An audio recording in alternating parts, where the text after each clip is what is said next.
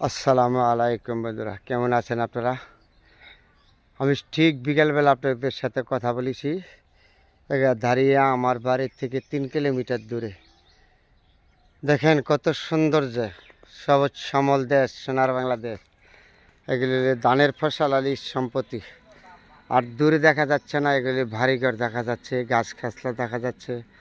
এই যে জায়গাগুলি যে কত সুন্দর, এর গুণ গান বলে বকি আর।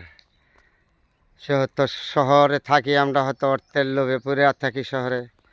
যে গ্রামের মানুষ কতটুক সুখী, কতটুকভাবে চলে আমরা কখনো খবর নেই না। তারপরে গ্রামের মানুষ আমরা যারা দূর দূরান্তে থাকি শহর বন্দরে, আমাদের যে কি সম্মান করে সে আমি বলে শেষ করতে পারবো না। আমি যখন এবারে ঈদে বাড়িতে আসছি, আজ 2 জন বাড়িতে আসছি, পরে আমাকে কেউ চাচা, কেউ দাদা, কেউ মামা বলে, আইয়া বাড়ি থেকে কেমন আছি, কেমন কি, কবে